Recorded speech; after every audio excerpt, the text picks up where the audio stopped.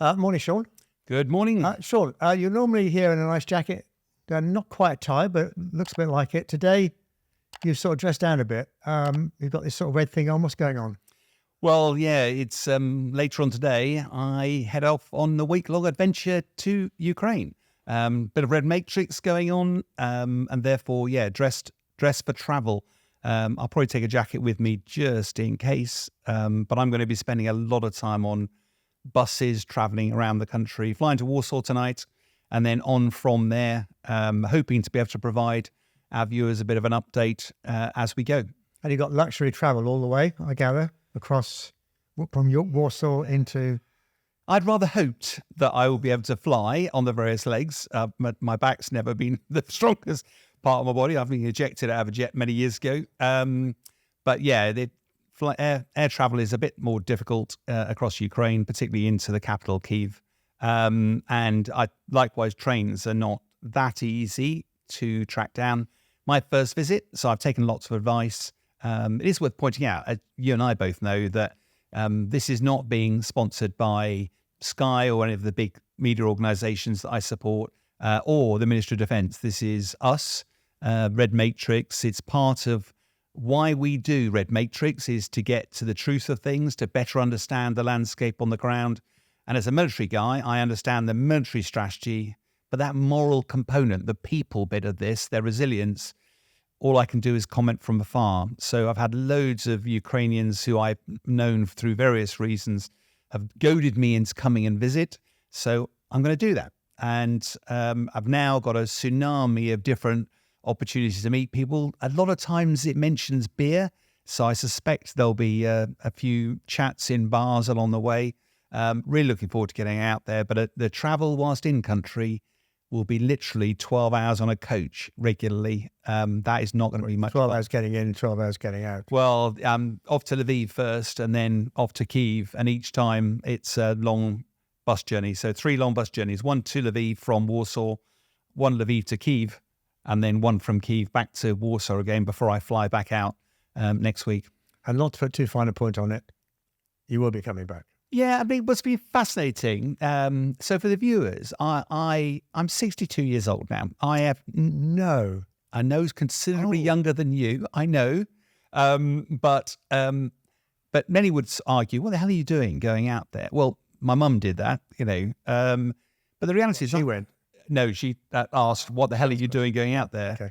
But the reality is that I don't want to go anywhere near the front line. That's for younger pups and journalists and the like.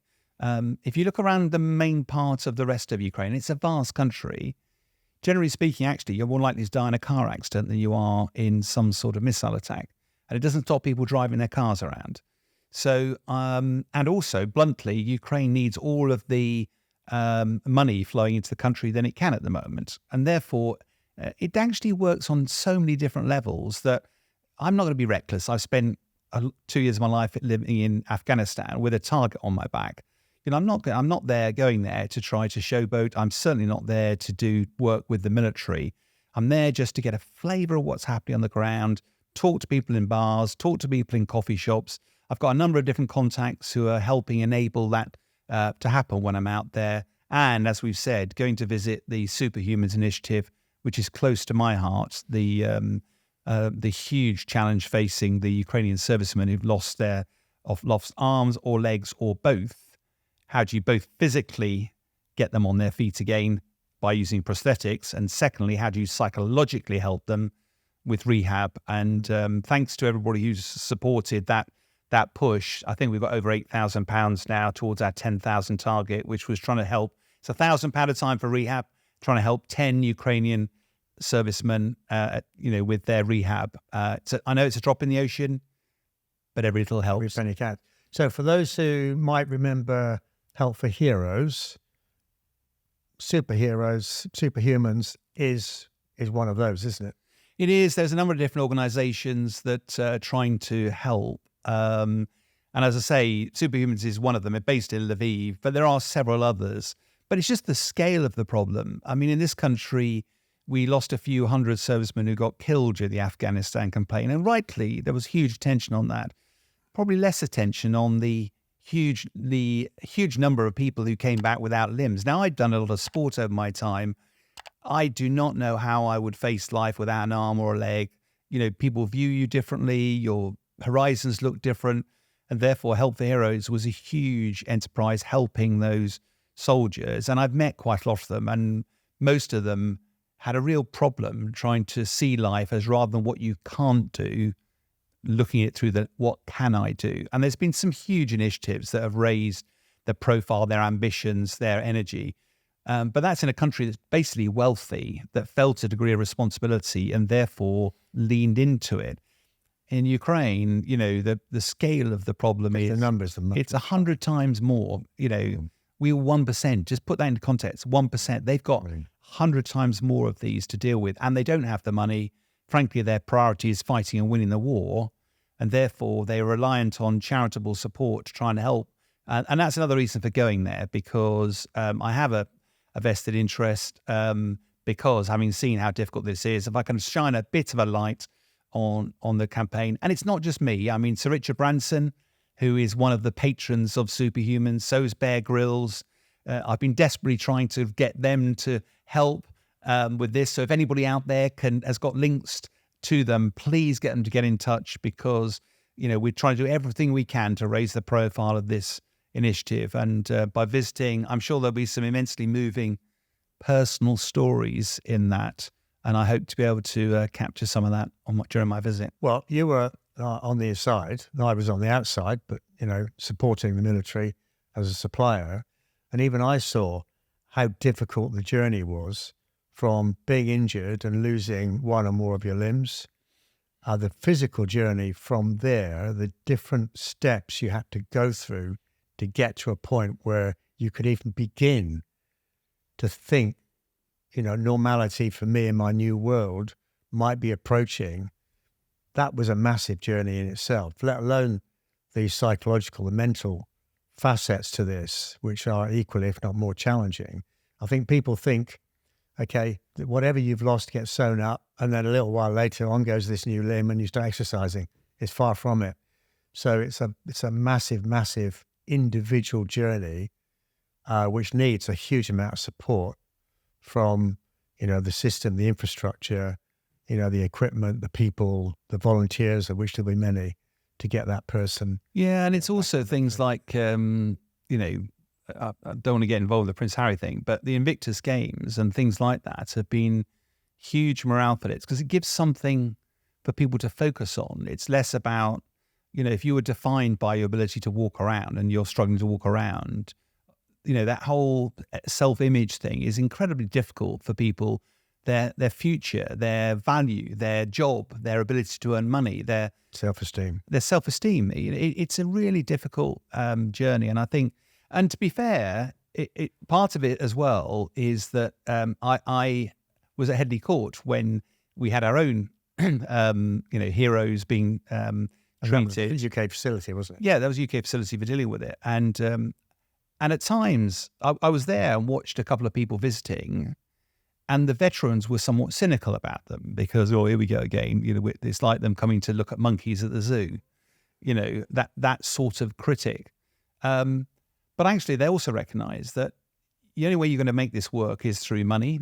You need to have profile, and if you've got some sort of link, and I definitely have a link. As soon as you end up talking to these veterans, they warm to that, because you're not there for your own benefit. I'm not there for my own benefit. I'm there because, A, we're going to do a little bit of help with financing rehab, but secondly, just to raise the profile.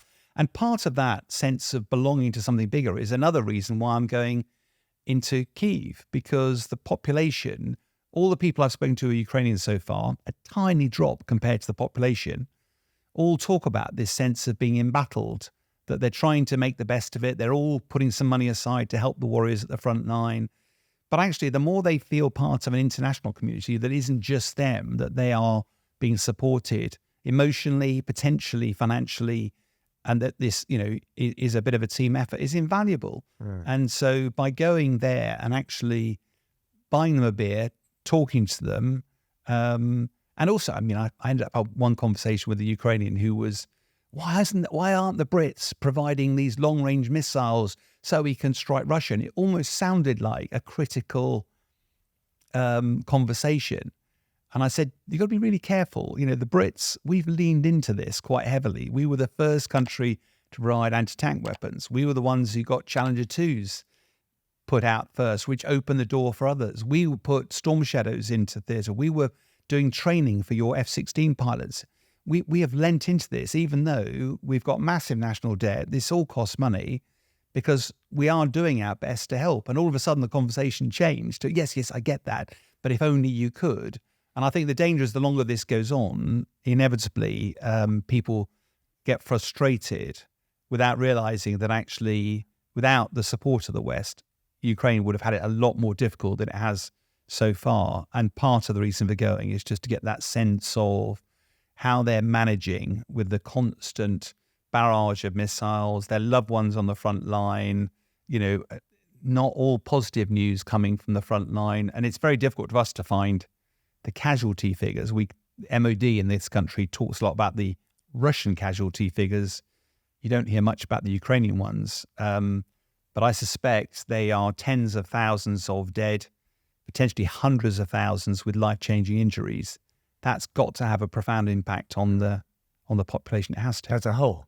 As a whole. Yeah, that's right. Because the morale, you know, ultimately is important as well because, you know, they've got the war going on, but at some stage there'll be the rebuilding and you want the nation's psyche to be strong. Yeah, they've got to have hope. And I mean, it's interesting. One of the people it's funny, my phone's lit up over the last 48 hours as people who want to help now, who are in either Poland or in Ukraine and saying, come and visit, come and chat. I'd love to have and even some people in this country who fled Ukraine who want to come onto the podcast and talk about this side of it.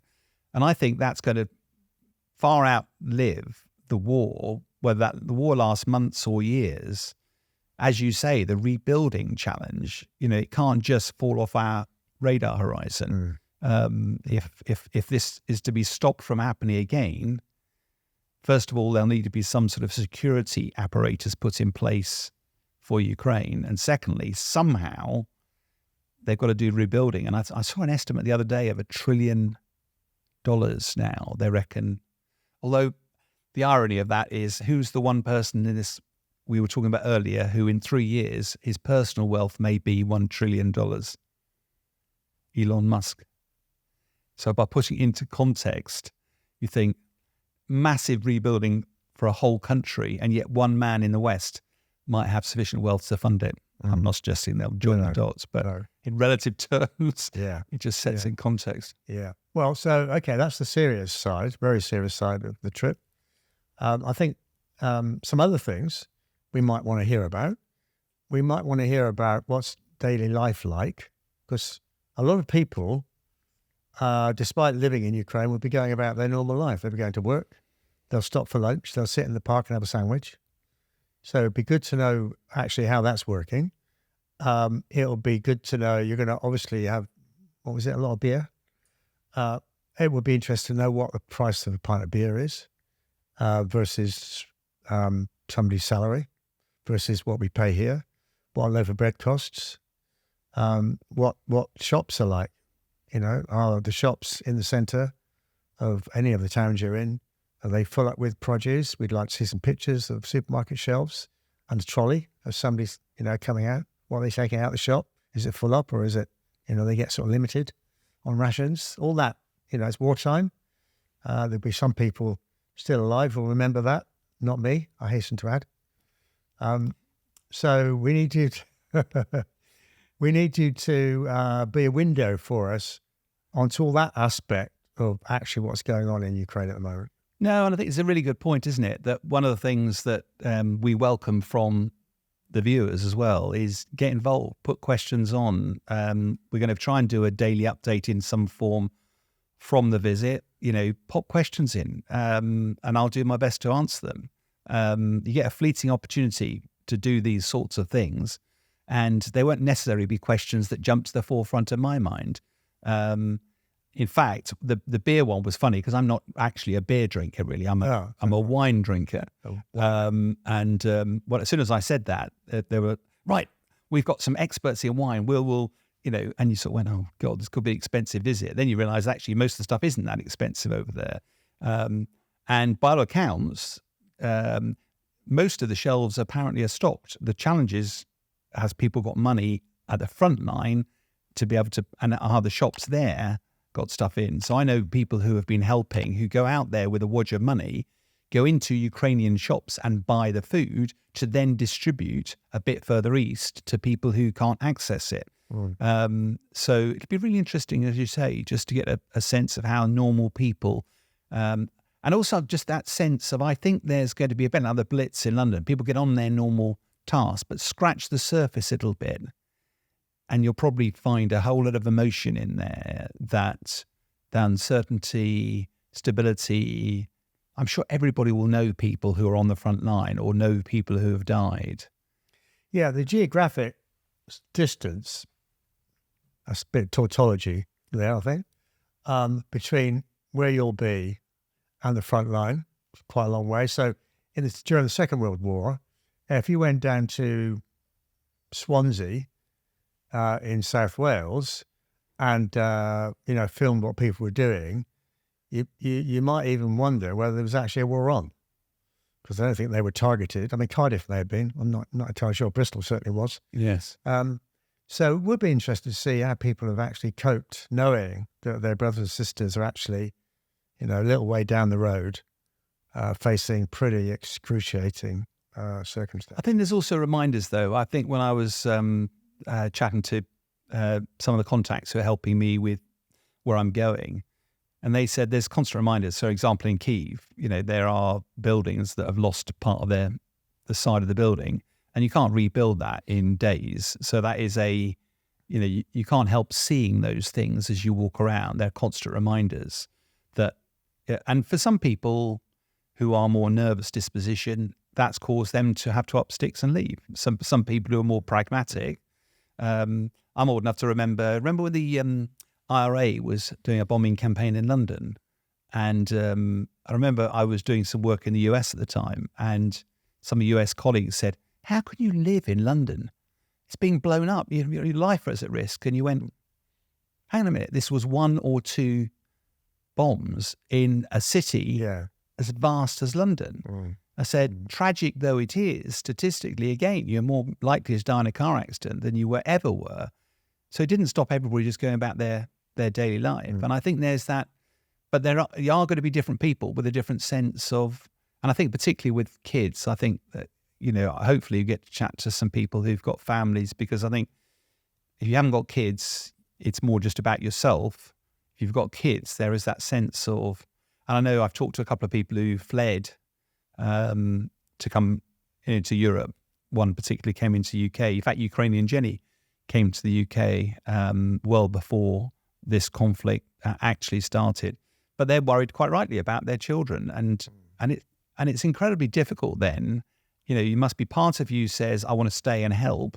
It's my country. There's another big part of you that's going, yeah, but I have a responsibility of my children. I need to protect them.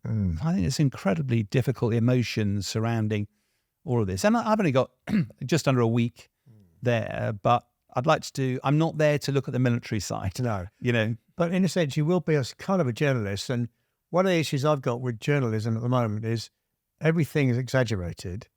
I was speaking to one journalist who this was I think there's some forest fires on the go in Great Britain, and it looked like to a foreigner that the whole of Britain was alight. And the question to the journalist was, well, why don't you create more balance? And they said, well, it's okay. I mean, I see something, I point my camera at it. Yes, not really an answer. But you're going to create a lot more balance about what's actually going on across the piece, aren't you? Yeah, and I think, but it's a really interesting point. It's one of the reasons we exist as Red Matrix is that, the news tends to look at explosions, they look at bangs, they look at stuff that's going on, and we therefore see that is much broader than potentially it actually is. Our job, I think, as part of the discussions we have around all of this space, is to try to just put a bit more measure into it. We're not there, classic journalist who's trying to make their name is going to create a fantastic story with lots of melodrama. Filming a coffee shop in Kyiv, which is going about its normal business, doesn't make the news. filmy coffee shop that has had an explosion next to it is massive news. And therefore, the danger is we think that those explosions are happening everywhere when they're not. Part of, I think, I'm not there to make the melodrama of it. I'm trying to provide a bit more of a sense. I'd like to know. I've not been there before. I'd like to know what it's like to live in a capital city. If it was London and we were facing this, how would we feel about it? We want to see pictures of food on your plate. I've got a couple of friends who live on Facebook. And when I first realised they were on Facebook, this was probably in the early days of Facebook, they'd send me pictures. They go out for dinner and I get a picture of a plate of food. I go, what are you doing? I don't want to see your food. No, this is the new world. This is what you've got to be doing. However, Sean, you're in a foreign country. It's war-torn. We want to see what's on your plate. We want to take a picture. You've got a pint of beer, which you won't drink. You'll have a glass of wine, which you might. You'll have a plate full of food. We want to see it. I think it could get a bit worse than that as well, because a couple of the bars that I've been recommended, I'm learning the piano at the moment, and there's a couple of piano bars as well. So it could be karaoke. Yeah. Can you sing as well? No. Well, when I was 16, I used to do the lead of some musicals. So my mum would say I Can you sing. remember that far back? Stop it. Yeah. Stop it now. Yeah. So this is not quite on message in terms of your trip. Something you said a second ago just prompted it. Maybe it belongs in another part of our filming today. But I guess what you'll find in Kyiv is that a big percentage of the city is okay. Why hasn't Putin just gone after the capital in a big way? Second World War, I'm not saying it's a good thing or a bad thing, but one of the things that Britain did to break the will of the German people was we basically carpet bombed towns indiscriminately, just wiped them out. Why hasn't Putin attacked Kyiv much more than we've seen? Yeah, it's an interesting question. I think, first of all, we used Lancaster bombers with 20 bombs per Lancaster on 1,000 bomber raids, delivering 20,000 bombs, including incendiaries. And if you're less discriminate about your target, gradually you can do the firebomb type stuff where the flames start to suck in the air, fan the flames, and you can devastate a whole city. First of all, Putin doesn't have 1,000 bombers. Secondly, the bombers he does have don't carry 20 bombs of that. The war has moved on from that. If he was to put his strategic bombers close enough as to Kyiv, they'd be shot out of the sky. What the Germans at the time didn't have was air defense systems. They had, barrage that they could put up, which was, sometimes could hit lucky. Yeah. But when you've got 1,000 bombers, was it the bomber will always get through? They did. Whereas when you've only got a handful of these strategic bombers and you've got them protected by things like Patriot, most of them are going to get shot down. Yeah. And that will be strategically suicide for Putin. I think more interesting is that if you go after the seat of power, the central of gravity for Ukraine would be President Zelensky. So you go after him. And that's probably why the initial thrust of Russia was to try and take Kyiv, but they failed. Put sufficient mass of forces on the ground to actually get into Kyiv is probably would have to become main effort for Russia, would focus Russia's resources and would probably make them a massive target. So it's actually very, very difficult for Putin to actually do that, which is why he's working his way through the Donbass. And every time they hit a city, remember the battle for Bakhmut, that wasn't a particularly big city, 30,000 lost in that battle by all accounts. So it's incredibly difficult to do, and you leave it just devastated. So that's probably why, Kyiv has survived this long. Because nowadays the missiles that are effective are either drones, but most of them get shot down and they're quite small, or use ballistic missiles at $2 million a pop. You haven't got that many of them. So you have to choose. Do I try to irritate Kyiv? Because frankly, you're not going to take Kyiv for the damage radius is actually, even from a missile, it's not that great. No, it's not in a city. Yes, it's tragic because it kills a lot of people and it makes a mess. But strategically, it doesn't really do that much. It's more of an irritation. So as a military guy, I will be constantly focusing my efforts on main effort. Main effort appears to be at the moment secure the rest of the Donbass. That's where all the firepower is being used. And the one thing that Ukraine has been quite effective at is generating its defense industrial base to generate its own weapons. And therefore, what Putin seems to be doing is using the long-range weapons to target those factories, but also the energy supply for those factories. And that's what he's using the long-range weapons for. Okay. Well, that sort of took us off topic slightly. So your flight this afternoon is? Yeah, fly out of Heathrow into Warsaw. Not easy to fly anywhere actually into country. So spend the night in a hotel in Warsaw, and then long all-day, 12-hour coach journey the following day, and then into Lviv, meet up somebody there for a beer, and then go into Superhumans and spend some time there. And then from there, another very long overnight bus journey because the trains can't book those at the moment. Because the trains are kept for VIPs. I don't know. What I do know is that there is a train network, but it's proven almost impossible for me to book tickets on it. Whereas there's a lot of buses doing the routes. So that could be a bit uncomfortable. The advice given to me was take lots of water and food. Great. And then a couple of days for the journey, you mean? For the journey, yeah. And then a couple of days in Kyiv before coming back out.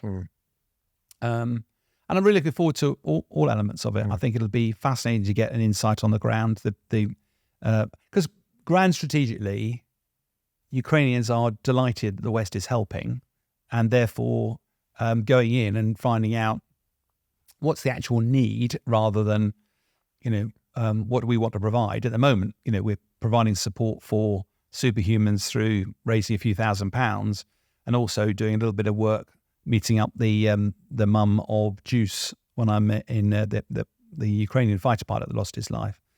But trying to get a better flavour of how, if we go again, how we might be able to help and overcome this slight barrier of fear that I think a lot of people, when I've talked to my family and friends, have sort of gone, "Ooh, we're going to keep, Ukraine." And sort of, "Oh," and you're going, right, hang on a minute. I don't see it through that lens. I spent 2 years in Afghanistan with a target on my back. This doesn't feel like that risk at all. But, I do think that we collectively can make a difference. And I'd like to find out a bit more, from Red Matrix perspective, because that's what we do. We're trying to make sure it's an informed perspective. And B, if we can identify a need that we can develop and potentially help, and you get our viewers to help as well, raise a bit of a profile and perhaps a momentum, this might be the first visit of many. Well, there's plenty of Air Vice Marshals, armchair Air Vice Marshals and armchair generals who sit here with their log fire crackling, giving a commentary on the war. And this Air Vice Marshal is actually going to be there, Sean.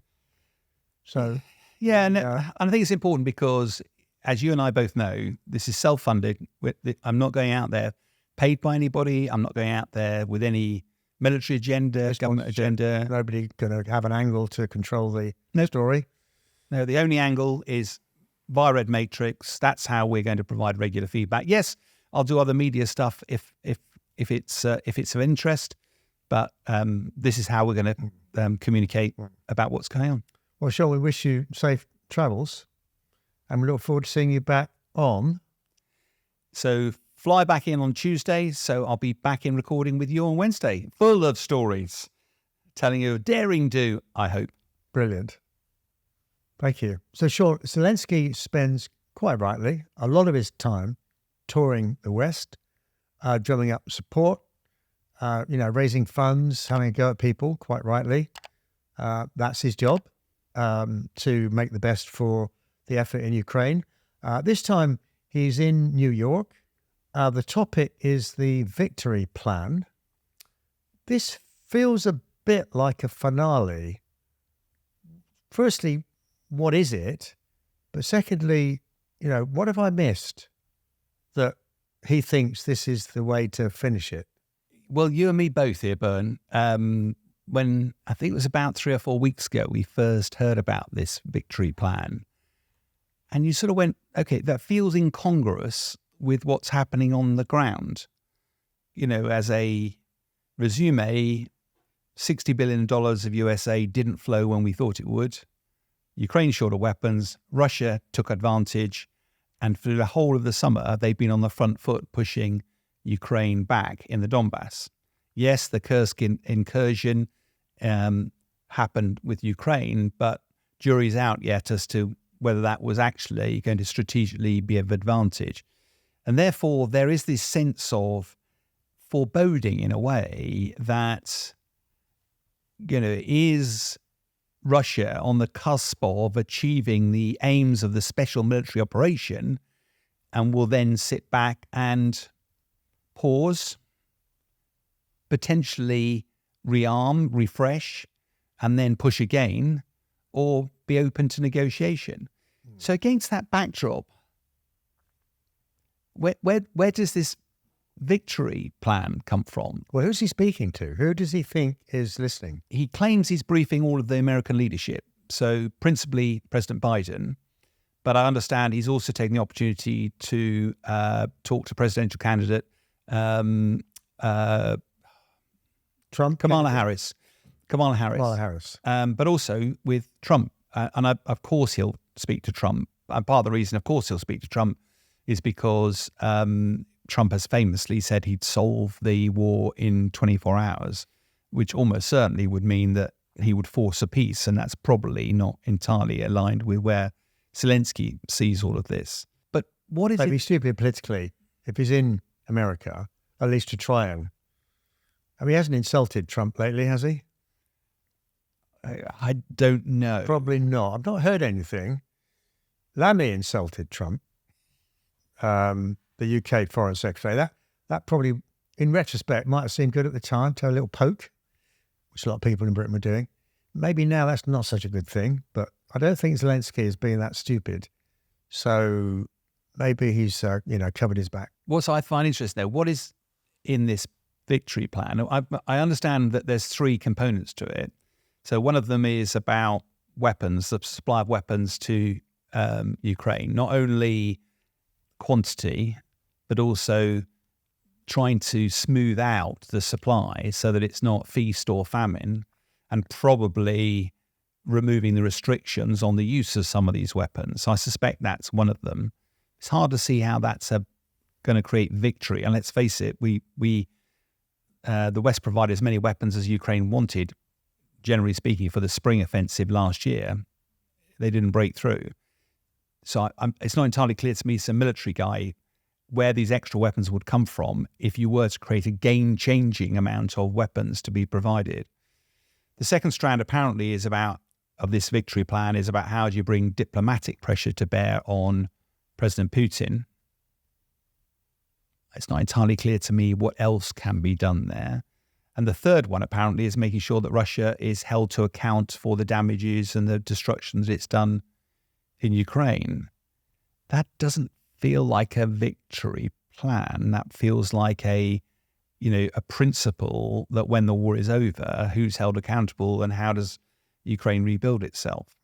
Do you know what? The whole thing, I like the idea of something so visionary and complete as victory. That sounds very compelling. That's the sort of thing you can gather people around. Who doesn't want victory?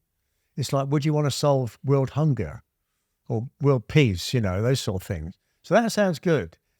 Given everything else that's going on, both in America and in Ukraine with Russia, it just seems slightly odd.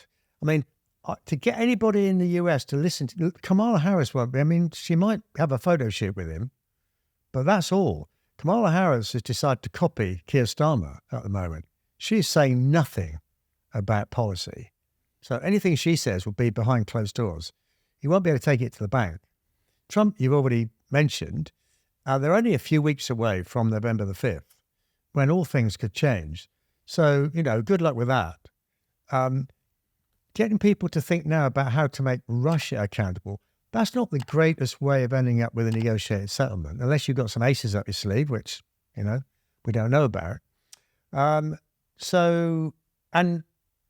you're there as a military guy, winter's coming, you've sort of implied one of Putin's strategies might be to, regroup when the fighting is a bit harder, and come back next year in the spring.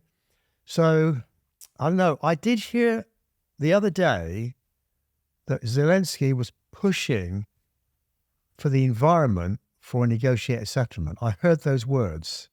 Now, there's a lot out there at the moment which is not fake, but you've got to check it from 3 different angles. So maybe he feels this is his moment to try and do something. Otherwise, it sort of runs away with him into next year. Yeah, and we're into the realms of speculation here, but I do think it's healthy to provide a little bit of thoughts around it. We both agreed that I don't know what victory means in a war.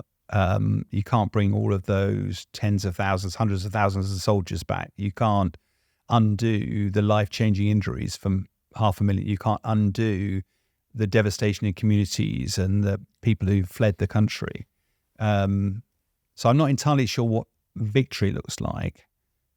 But if that is a rallying cry in order to get people to look at if there is going to be a negotiated settlement, which I have to say as a military guy, I think it's inevitable, what would that look like? How would you position yourself so that you can get the most favourable outcome out of that negotiation that is possible? Zelensky probably doesn't have all the levers available to him for that negotiation. For example, security for Ukraine. Zelensky wants to be part of NATO because he thinks that will give him actually reassurance that Russia would never attack again. Russia almost certainly would say that's off the table, you can't have. But as a negotiating start point, it's probably not a bad start point. But on the other end of the spectrum, Zelensky's never going to agree to a signature from President Putin after the 1994 Budapest memo that guaranteed security ripped up 20 years later. So that's not going to happen. So what could the West do to provide, and what would a negotiation look like? And behind closed doors, what would the West be prepared to do to help create a favourable outcome for Zelensky? Because if it's only Zelensky and Putin sat around the table, Putin as the big Goliath would probably go, you've got no aces at all, Zelensky. So frankly, you have no voice at the table. If Zelensky's got a whole bunch of people behind him that give him some aces, maybe that gives you a better balance in a negotiation. And therefore, maybe what victory means is victory in the negotiations. Right now, I don't know who that would be in the West. What I mean by that is who'd actually put the hand up, particularly this side of the election. And the other mood music, which has been sort of rumbling on for the last month or so, is the level of commitment is far less certain now than it's ever been. US because of elections, Trump's comments. The UK, I mean, we've had to save, between 1 and 2 billion on stopping the winter fuel payments for pensioners. The Labour Party have modelled the effect of that, and 4,000 extra people are going to die this winter because they've saved that money.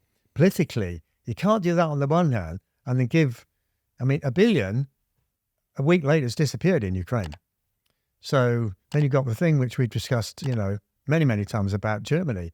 So Zelensky must be thinking the money's running out. We need to bring this to some end where at least Ukraine can see it as a victory. This is tough. No, I agree. And I think that's why, for some of the viewers, we'll get lambasted for even talking about it. But you're going behind the scenes, there's got to be a conversation about how does this war get brought to an end? Ultimately, President Zelensky will be at the heart of that conversation, no doubt about it. But as you say, it's not getting any easier for the West to continue to support. It's not going to, even with the level of support that's been provided militarily and financially, Zelensky still found himself on the back foot. So unless the West dramatically increases its commitment, both financially and in weapons, to Zelensky, what changes? And I just can't see us ratcheting that up anymore, given the environment you've just painted back at home. Very tenuous, yeah. I just don't see how it happened. No. Well, no. No, so in America, though, it might well be that what Zelensky's victory might be that actually at the moment there's nervousness of a black and white metaphorical. You either have an administration that continues to support you, or you have an administration that doesn't. And that creates uncertainty, which potentially would help President Putin. If his visit tries to say, no, there is a conversation going on here. It isn't such a binary conversation. It's not polarized like that. All of us, what do we agree on? We agree that actually Russia can't be rewarded for its brutal invasion of Ukraine. We agree that at some stage this is going to have to be a negotiated settlement. We agree that therefore Ukraine's prospects, its future, its prosperity and its hope has to be preserved in some way. There might be some things that actually politically they agree about. The politics and the reality, I think, are going to be quite challenging, because if Trump wins, then he's already said what he's going to do. So cross that off the list. If he loses, then not his running mate, but a big guy in his campaign now is Robert Kennedy Jr. We know what his position is. His position is we're not going to let the US military machine make a whole lot of more money, whether we agree with it or not, this is his position, out of war. So even if he's not in the winning party, his voice in the US at the moment is very, very strong. And his position will be, no, this thing's got to end. No, but I think... And America's broke as well. Yeah, no, I don't disagree, but I think that's true of the Western world. I don't think it's necessarily unique to America that says, as you discussed, winter fuel allowances, we've got some difficult choices to make in this country as well. And I think after, 2.5 years of the war, rumbling onto its 1,000th day, I think inevitably there's a war weariness. Inevitably there's you can't do this forever. And therefore there is growing appetite, I think, for how does this get brought to an end without just funneling endless amounts of money in whilst there are domestic priorities. It just makes life very difficult for President Zelensky, and therefore presenting this victory plan, I wonder what it's actually about. I sort of subscribe to your view that it might be a really good rallying call, but actually peel up the surface. What it actually is, it's a rallying call around how do we take the very best out of a very bad situation, which will never be good, but is the least worst option for Ukraine. And indeed Russia, because Yeah. both Putin and Zelensky, Putin's not in a great shape. The number of people he's losing, the costs, having to go with a begging bowl to other countries, it's not great for him as well.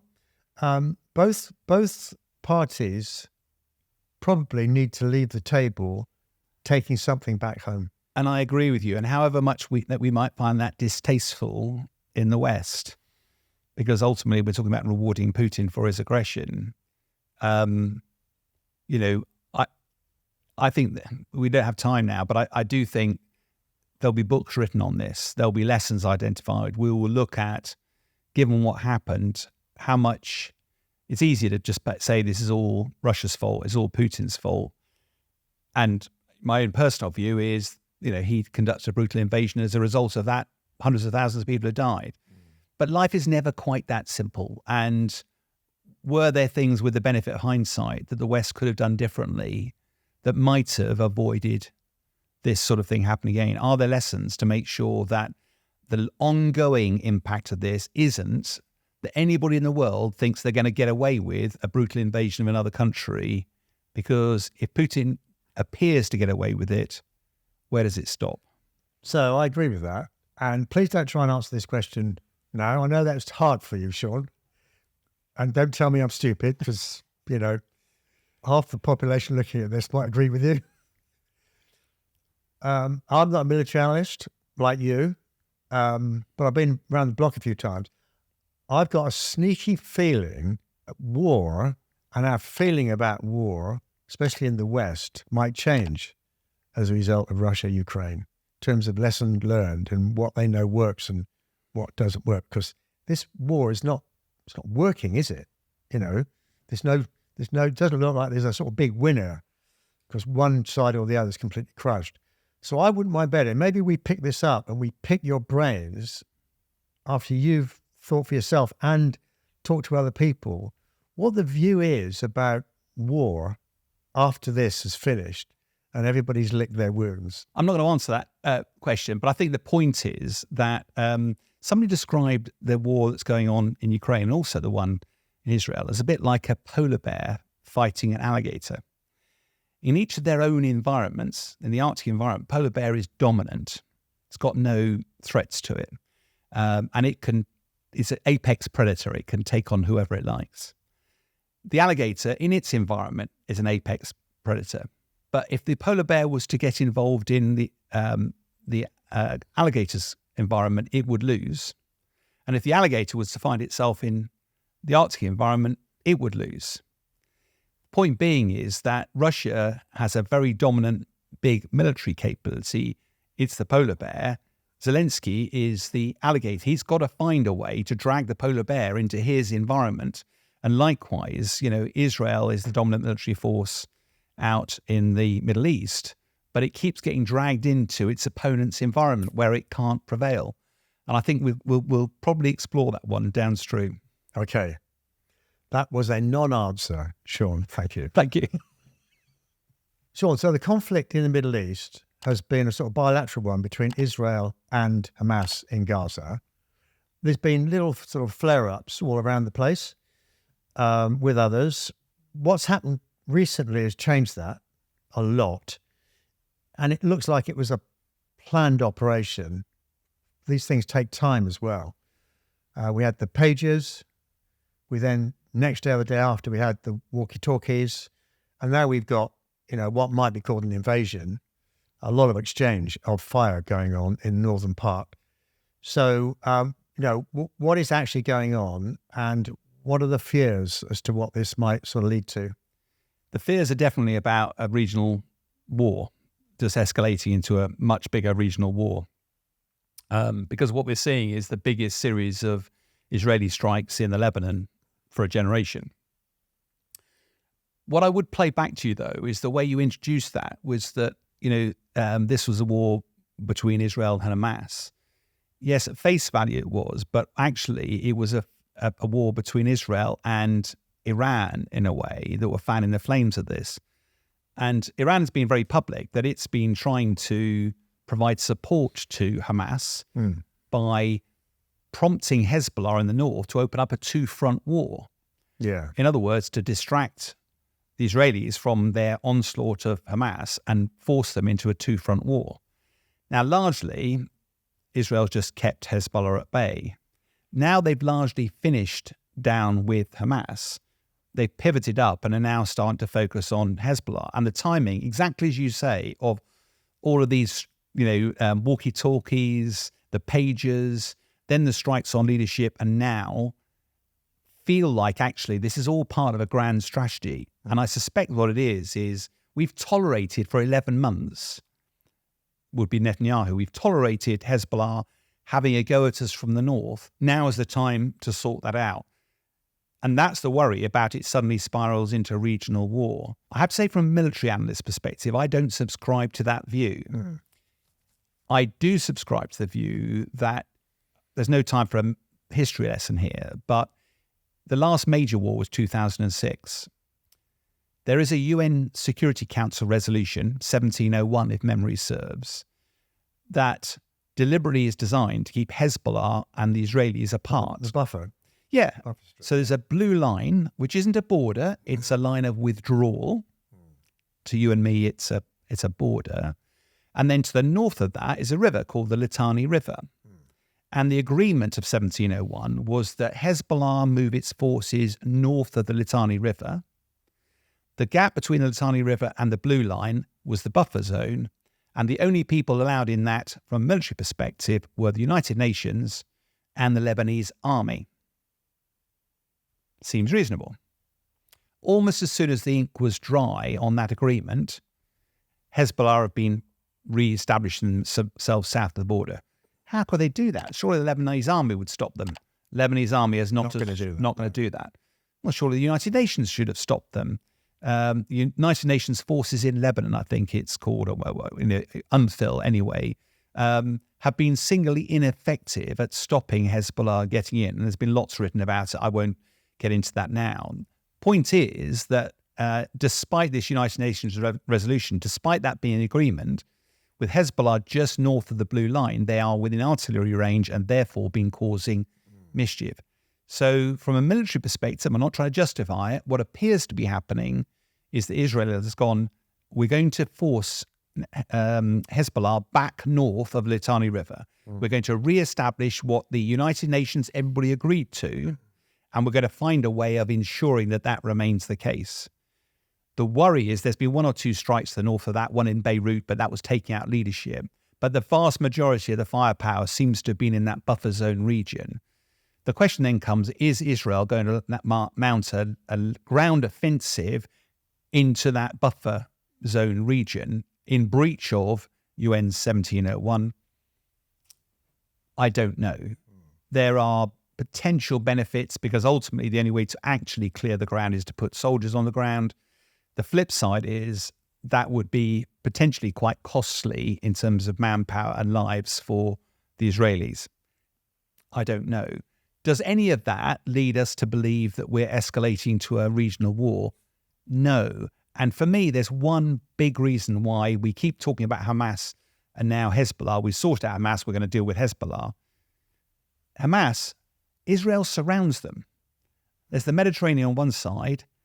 Most of the rest of the border is with Israel and a little bit across the Philadelphia corridor to Egypt. It's not easy for Hamas to get weapons across, to get reinforcements across. So Israel can squeeze them. Yeah. If you look at Hezbollah to the north, the Lebanon, the borders are porous there. Iran could keep pouring. It's a huge area as well. Exactly. They could keep pouring weapons in, keep pouring fighters in. And that's why in the 2006 war, I'm being simplistic, ultimately, despite being the dominant military power, Israel still struggled to manage a victory. And it was largely seen as a victory for Hezbollah because they survived. It's almost impossible to vanquish them. Therefore, as a result of that, given that Lebanon doesn't want a war, its economy is in a dire state at the moment. It's a real shame. I have a particular fancy for Lebanese wine. I would argue, sorry about the Australians and the Californians, or the French. It's the best wine in the world. It's been tough for the wine growers, really tough. Absolutely beautiful wine. Yeah, it's a real pity. But their whole economy has taken a massive battering. If you look at a map of the whole area in the Middle East, you could put your thumb and Israel disappears. Gaza is just a couple of pinpricks inside that. So all the rest of it, if we are talking about potential regional war, the geography of that would make it very interesting. Yeah, and I think there's a couple of things that catch my eye as well. I mean, at the moment, as a military guy, the danger is all of this is just a symptom. The disease is the Palestinian question. The disease is that until there's a solution in the Middle East that provides hope, security and prosperity, not just for the Israelis, but also the Palestinian people. I know I'm sounding idealistic, but until there's some form of solution to that, this is going to continue. Iran has been very clear. It's doing its action in support of Hamas. Yeah, well, I was going to say, yes, although Iran seems to have its own objective, which is to wipe Israel off the face of the map. Yeah, no, I and the more I know about the Middle East, the more I realize I don't know about the Middle East. I'm always a little bit cautious about, pontificating about the solution. It is complex, but the danger is we make it more complex sometimes than it is. And I was chatting to an Israeli colonel, retired colonel, at the weekend, and trying to get to the bottom of, as a military guy, you only can conduct a war. You only conduct military action to create the environment for a political solution. There is no answer militarily. You have to create the conditions to allow a political solution to endure. So by declaring war against Hamas, and with some objective outcomes, defeat Hamas, release the hostages, what is the political solution that's going to flow? And it's pretty evident that nobody seems to know what that is. And however difficult it is, unless you have that, the military action is largely superfluous. You know, what are you doing it for? It doesn't solve anything. It's not going to create a lasting solution in itself. The political solution is the only way that this gets resolved. And again, if I'm being harsh here, but with the US presidential elections on the doorstep, I don't see any political appetite from the US to make the difficult decisions at the moment. Maybe after the election that there'll be more weight, but you've also got to get a major Arab country like Saudi Arabia alongside the US to create the dynamics for potentially some form of solution in the region. And I accept it's not easy. I accept that sounds simplistic, but I get heartbroken at watching the constant round of violence and people dying when, from my military perspective, you're not going to achieve anything through military action. You've got to have that political wherewithal. And if you don't have that, that is negligence, gross negligence, because it's costing lives and it just means you perpetuate the problem rather than solve it.